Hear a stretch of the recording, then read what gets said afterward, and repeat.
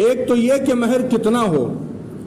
निकाह हो रहा है तो बहुत सारे लोग पूछते हैं इमाम साहब महर कितना देना चाहिए, कितना महर रखना चाहिए। कुछ लोगों को नॉलेज नहीं होती तो वो कह देते एक काम करते हैं 5,786 रुपये महर रख देते। कोई कह देता है 786 रुपये महर रख दो, कोई कहता है 1100 रुपये महर रख दो। तो मैं आपको बताता हूं आज के दौर के हिसाब से महर कम से कम 31 ग्राम चांदी, या जिसको फुकहा ने बयान किया आज के दौर के हिसाब से कम महर 10 दिरहम बनता है।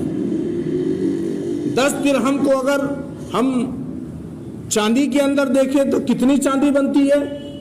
उस जमाने में 10 दिरहम जो है कम से कम महर होता था, और वही है, उससे कम में महर नहीं होता। तो कम से कम जो महर है वो 10 दिरहम चांदी है, 10 दिरहम है, और अगर उसको चांदी में कन्वर्ट करें तो वो 31 ग्राम चांदी बनती है। 31 ग्राम चांदी। तो महर में कम से कम जो रकम हो 31 ग्राम चांदी जितने पैसों से आ जाए उतनी रकम महर में होनी चाहिए। और आज के दौर में 31 ग्राम चांदी का जो रेट है, उसका जो भाव है वो बनता है कम से कम 7,780 रुपए। 31 ग्राम चांदी का आज जो उसका अगर कीमत निकाले तो 7,780 रुपए उसकी कीमत बनती है, यानी कि कम से कम महर 7,780 रुपए बनता है, उससे कम महर बनता ही नहीं। तो जो लोग 5,000 रुपए महर लिख रहे हैं, कुछ लोग 6,000 रुपए महर लिख देंगे, कुछ 7,000 लिख देंगे, तो उतनी महर की रकम तो बनती ही नहीं है।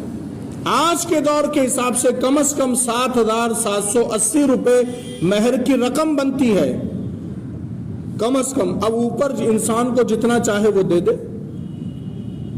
जितना वो ऊपर देना चाहो वो दे सकता है, लेकिन कम से कम जो महर बनेगा आज के जमाने में 7,786 रुपए। और जैसे जैसे चांदी की कीमत बढ़ती जाएंगी महर की कीमत भी बढ़ती जाएगी।